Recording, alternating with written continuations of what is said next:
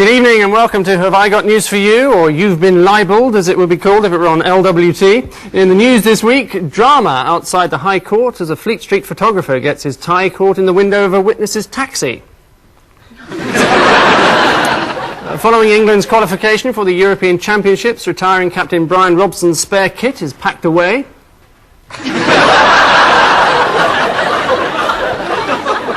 And after the success of wheel clamping in the inner cities, the Department of Transport announces new measures to curb illegal parking.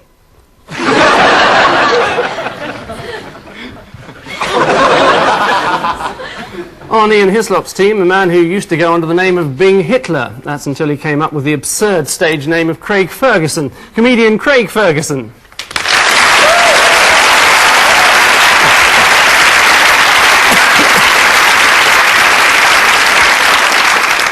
And with Paul Merton this week, someone who passed up an invitation to be on this programme last year in order to go to Iraq for an interview with Saddam Hussein, as a result of which TV chiefs tell us there are plans in the pipeline for a new chat show hosted by Saddam Hussein. Trevor McDonald.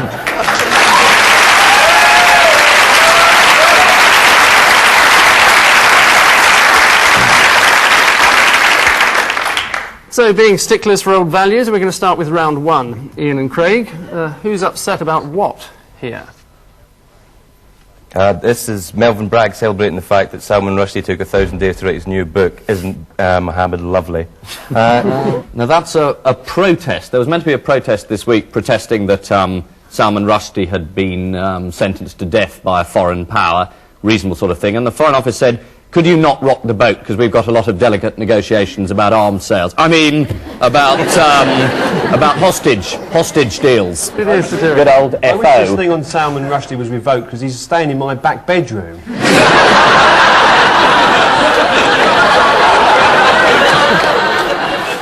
Paul and Trevor, who's this who's come into a nice little nest egg? Oh, so Alan Green? Yes, he's been given a golden handshake, which is...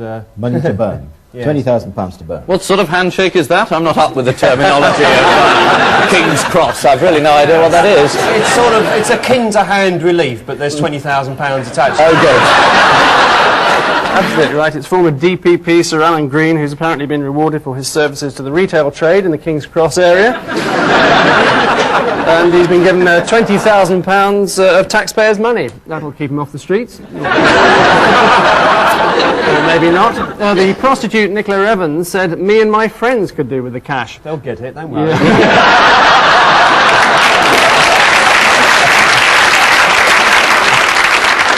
Christmas will come early.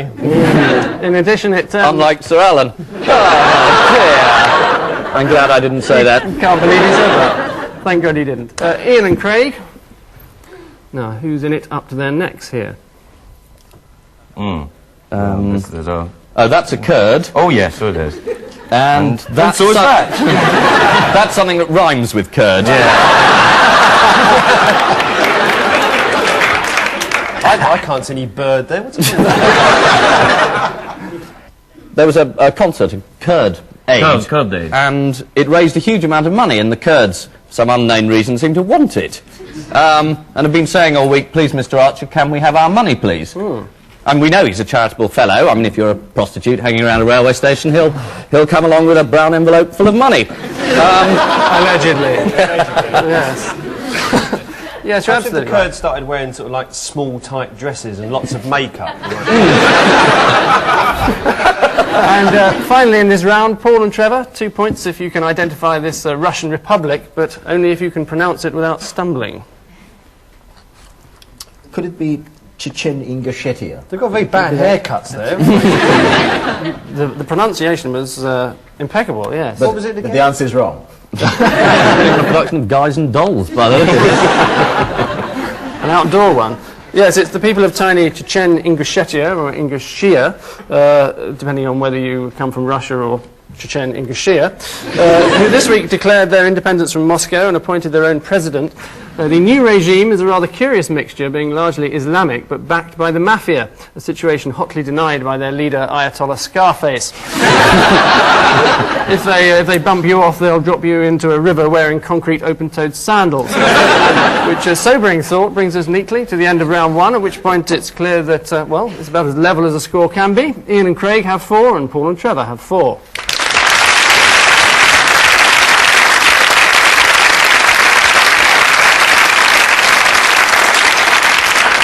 Well, time now, by way of an aside, for our caption competition. Paul and Trevor, I'd like you to look at this. And Ian and Craig, cast your eyes over this. And if by the end of the programme you can come up with the witty, scabrous and irreverent caption, we'll all be amazed. So while you're thinking about that, we're going to ask you to stop thinking about that and concentrate instead on 4 rather fatuous headlines, one each for you to identify. Paul, all work, no tea. Yes, this is somebody's come to agreement with the builders or something, building industry. They can work more, but have no tea breaks or something. Is it a Char Ladies Charter? John Major's new ideas, presumably? It's the campaign for British construction companies, in fact, to put an end to the traditional workers' tea break and ensure their employees spend a full 40 hours a week hard at it, whistling at women and reading the Daily Star. It's also claimed that projects like Channel Tunnel Rail Link would have been delayed for months by British rail employees brewing up. A BR spokesman blamed the wrong kind of tea leaves. Trevor, qu'est-ce que c'est que ça? Or what is it that this is? Is this the story about this French guy who lives in this country under the single sort of European monetary union or whatever it is, and he got rather exasperated with the traffic jams and got out of his car and beat somebody up, and who happened to be his boss and who had employed him about 2 hours earlier or something. Yes. Which is a very, very bad policy. I mean. Not a good idea, really. No, not if you want to keep your job. It's French confectionery executive, his name Alain Basseur, who was cut up by a motorist near York, whereupon he roared after the offender, kicked his car door in, grabbed him by the lapels and threatened to kill him. He then continued on his way to take up his new job, only to find that his new boss was the motorist in question. Showing a traditional British sense of fair play, his employer has allowed him to continue working for Rowntree's, but has given him a slightly new job. He'll now be painting all the Smarties by hand. Craig, keep dying, you're on video. A memo to the presentation staff of Sky TV, maybe. I know, the woman in New York whose husband was having a heart attack, and she videoed it while he was getting his death throes on the floor because he wanted to put on that Beatles About type show. Which, I always thought Beatles About was it was an unfinished title. It should have been Beatles About, a bout of clap, if you ask me. It's, allegedly. It's New York housewife Rose Langdon, whose immediate reaction when her husband Robert had a heart attack was to dive for the video camera and record it. Eventually an ambulance was called, but only by their son when he arrived home from school. Well, that's after he'd fixed the lighting gantry and checked the sound levels. And finally in this round, Ian, death threats for head who banned pigs in classroom. This was the headmaster of an all-Muslim school, or a 97% Muslim school, who decided that there couldn't be any more pictures of pigs on the wall. Yes. And he presumably received some death threats from... Salman Rushdie. I thought this was about teacher shortages and they've drafted in farmyard animals to take... Because I remember in my school we had a pig taught us technical drawing. They're not very good with the chalk on the blackboard. Can't get the shapes. It's headmaster Don Abbey at Montgomery School in Birmingham, who has banned all references to the word pig in case Muslim pupils are offended. And the word pig is to be replaced by the word panda, as in Salman Rushdie is a stinking panda. This would make some nursery rhymes rather difficult. Old McDonald had a panda, E-I-E-I-O, with a... with a hello Edward Heath here, a hello Edward Heath there. I just thought, if pig has to be changed to pandas, do police drive around in pig cars?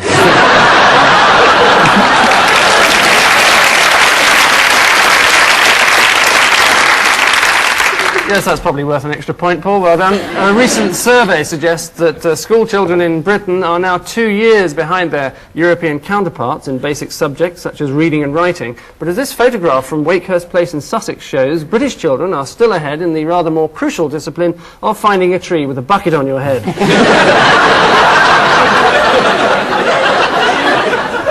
Which brings us mercifully to the end of that round, and it's plain for all to see that Ian and Craig now have a worryingly inferior 8, and Paul and Trevor have a reassuringly superior 9.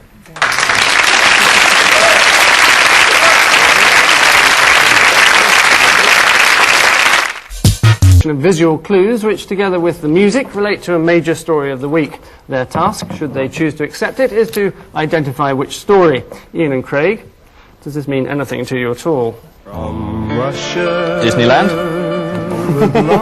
Yes, definitely. Oh, people can't say. Free taxi, doesn't sound very likely. Ice cream. Jeffrey Archer. Definitely Jeffrey Archer.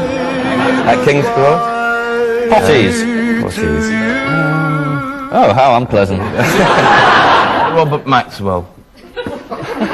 No, Robert Maxwell's company, Pergamon. Pergamon. I'm not very interested in him, but I believe that's what it was called. Ian's professionally obliged to know that. Hasn't he got a publishing company that's one of the favoured debt thingy things from the Kremlin? They are going to get money from it. He is a favoured payee. And he was also about to produce a PR magazine for the KGB. It was just another of the little projects he had up his sleeve. I'm happy to say the answer has nothing to do with Robert Maxwell. It's the New English translation of the official KGB manual, which includes handy torture tips and hints about training spies. According to section 21 of the manual, spies frequently work as ice cream peddlers, hot dog salesmen and cabbies. You can normally spot the cabbies. They're the ones that say, oh, I'm not going south of the Iron Curtain this time of night. As for torture tips, number 10 involves taking someone with bare buttocks, sitting them on a potty with a rat in it, and then heating it from below. It's guaranteed that after 5 hours of this, the rat will tell you everything you want to know. Paul and Trevor, here's your bundle of confusion. Anything you can do, well, I computers, can do yes. Shakespeare. No, you can't. Yes, I can. No, you can't. Yes, I can. No, you can't. Yes, I can. Word Yes, I processors, can. violins. Nigel Kennedy. Anything you can be, I can be greater. Sooner or later, I'm greater. Oh, Cinzano. No, you're not. Yes, I am. No, you're not. Yes, I am. No, you're not. Yes, That's I one of the am. Yes, that's I one of the am. shapes a pig can't draw. That one. Is this the one about trying to find computers which can approximate human ability to draw rhomboids? Oh yes, there's a to draw prize. There's a squares prize. and triangles. If you can, you talk to a computer screen, or you get the message back across the computer screen, and you have to work out whether you're talking to a computer or a human being. And if the computer fools you, and for a person for an hour gets fooled by a computer, then there's some big cash prize at stake or something. What it's actually called is the annual Machine Intelligence Contest. When asked, do you drink martini, one of the real computers replied, mostly fame, such as Savigny-les-Beaunes and Pernon-Vergilles. However, asked by a judge, do you go to a Baptist school, another machine replied, be careful with non-metals, they are often instant disqualification from the competition, but at least it's now eligible for a seat in the House of Lords. And now for the moment you've been praying for. Yes, it's our archive round. We show each team a celebrated moment in the history of news broadcasting, but stop it at a vital moment. They have to tell us what occurred thereafter. Both this week's are overseas gems. Ian and Craig, here's your piece. This week in Brazil, everything seemed perfect for the inauguration of the Municipal Theatre in São Paulo, an old movie theatre renovated by the city government. 125 musicians were on stage. This is Mike Batt opening his new musical, The Killing of the Snark, in London's West End. And what happened next was the papers came out. And the show closed. Slightly better quality than that. The stage doesn't collapse here, does it? I mean, do they go on in that entire chorus which you see behind? They all suddenly sort of take a dive. Well, let's see what happens. Is it?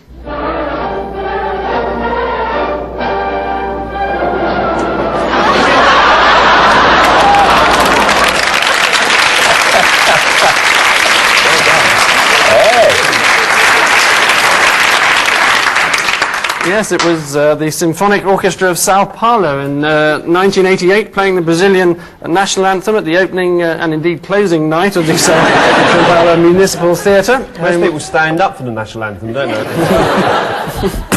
Paul and Trevor, an independence ceremony for you.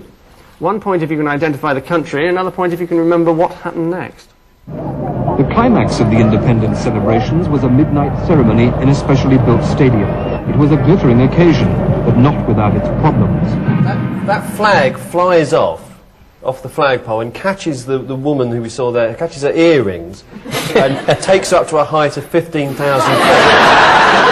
You've seen this before, haven't you? Absolutely right, 2 points. Well, no, I can't give you that, I'm afraid. The second suggestion we have is that probably this flag was caught up by a kind of Macmillan-esque wind of change that was blowing through southern Africa. Let's just see what happened next. It was a glittering occasion, but not without its problems.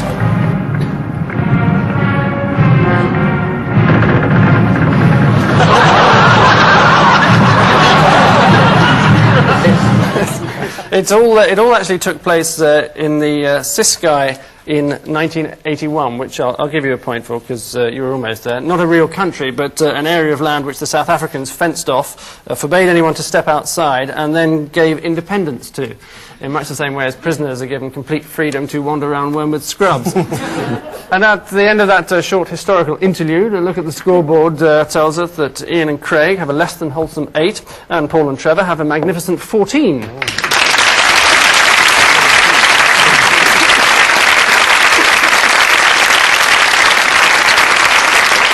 All right, it's time to drink the Lucozade.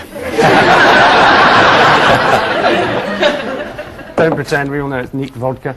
Round 5 starts here, and it's an odd one out round. 4 famous figures, only 3 share a common trait. What is it and why is all we're asking. Paul, a showbiz quartet for you.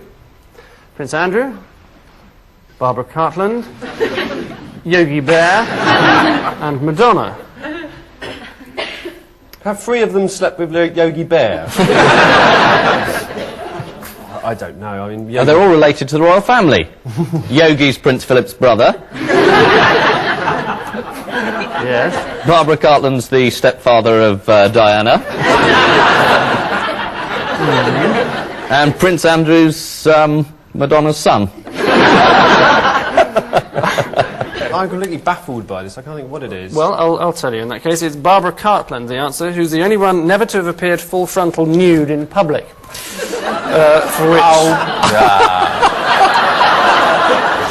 For which I think we should all be extremely grateful, personally. Prince Andrew was centre spread in the sun with a crown over his genitals. Some people do anything for a couple of grand. Yogi Bear is a children's entertainer who always appears completely naked apart from a tie. Just as well he doesn't live in Rochdale.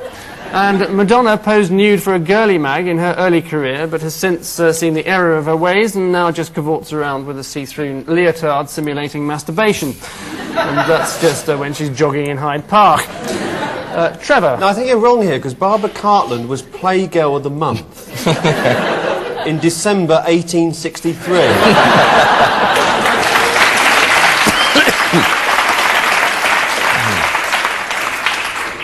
No, she wasn't. Trevor. It's November.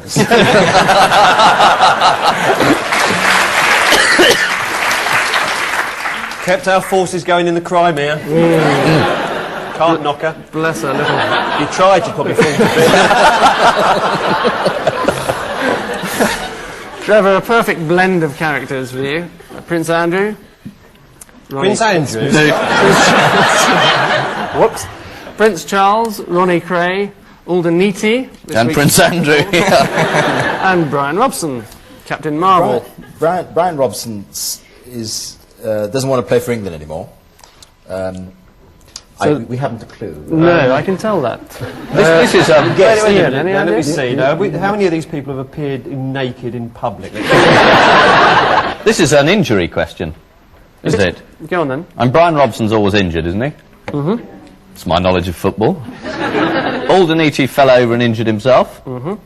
Prince Charles broke his shoulder playing polo. And Reggie Gray used to... Is it Reggie or Ronnie? Ronnie. Ronnie. Didn't he used to break other people's limbs? Yeah. Aldeniti broke his leg, a bit of a blow if you're a racehorse. Prince Charles broke his arm, a bit of a blow if all you have to do in life is wave and shake hands. And Brian Robson's trouble is with his left shoulder blade, as it's the only bone which won't break. Craig, a hugely talented and attractive foursome for you. Trevor McDonald. Anne Diamond. Jimmy Savile.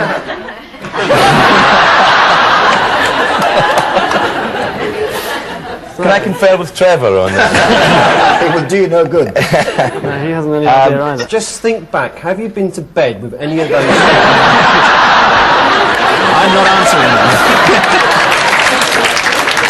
The one in the green hat. Now you must remember.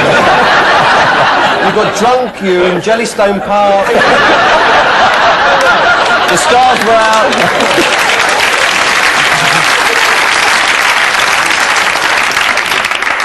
Shall I put you out of your misery? Long Trevor McDonald refuses to comment.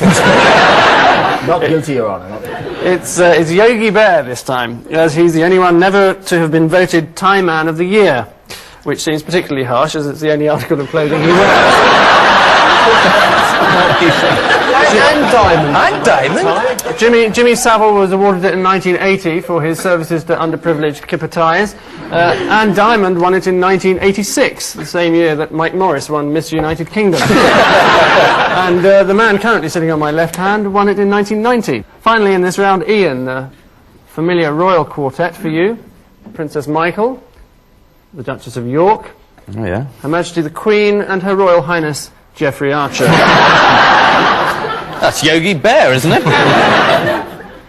This is a publishing question, I think. Good, yep. And I think the answer is they're all authors except Geoffrey Archer.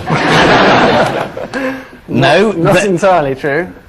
Princess Michael has just got a book out called How to Sleep Your Way into the Royal Family, which is a historical look at courtesans over the ages. Princess Fergiana has got a book out called Budgie the Large Royalty. And Geoffrey Archer, I believe, has just produced a novel. Has he? No. It's a publishing story, but beyond that, it's not exactly right. The Queen is the answer, as she's the only one not to have been accused of plagiarism. Geoffrey Archer wrote a short story called A Twist in the Tail, the twist being that it wasn't his tail. The Duchess of York's Budgie the Helicopter bore close resemblance to another book, Hector the Helicopter, although she did promise to give all the £1 million proceeds to charity. In fact, she gave 10% to charity, which is a curious and mathematically rather imprecise interpretation of the word all. And She was probably taught maths by a pig. And Princess Michael, who in 1986 paid out thousands in compensation, was allegedly at it again this week. Princess Michael's defence was that she was only obeying orders. And at the end of that singular round, the consequence of it all is that Ian and Craig now have a hopeless 10, and Paul and Trevor have a thoroughly commendable 14.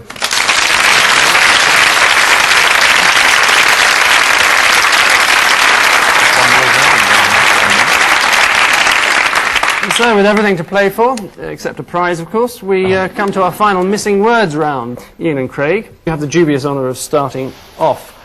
Major puts Mella in what? Short trousers. Major puts Mella in the club. What about us? No, election front line is the answer. Next, Gascoigne in danger of becoming what? Fit. No, slightly nearer the truth. A joke is the answer. What do you mean in danger? Morning libel. Next, Saddam only months from having what? Gloria Honeyford. Been sending her roses, long distance, wooing.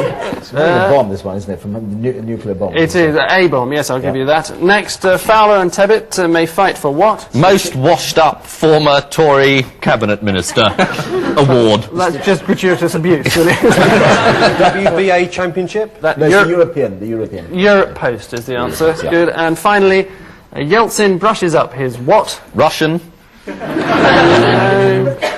Answer is image, in fact. So there. Right.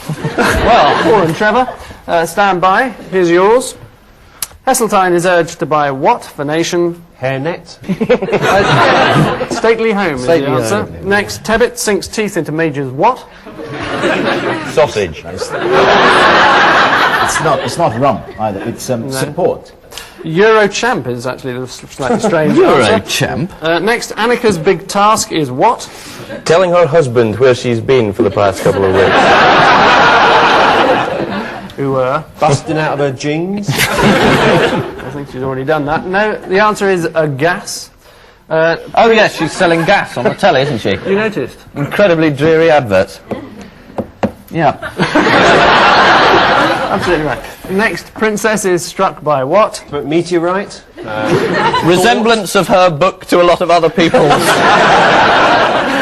You'd think so, but no, flu is actually the answer. And lastly, I'll still win what, Vowels Major? Derby. Not as such. Tie of the Year award. Well, it could be the big one is actually the answer. So at the end of that earth-shattering climax, I can inform you that this week's rotten apples are Ian and Craig with 11, and this week's perfect pair are Paul and Trevor with 17.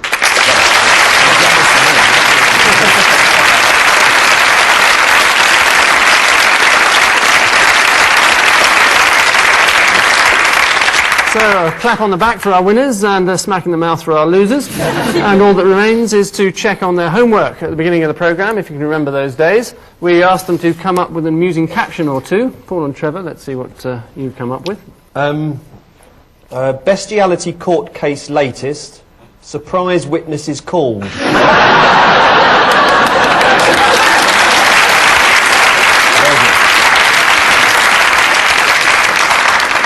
So it wasn't another of your teachers then? No. We thought it might be, hello dear, I'm the new DPP. Did you indeed? Thank you. That will do nicely. Ian and Craig, what did you think of? Hello Prime Minister, have you met Ken Barlow?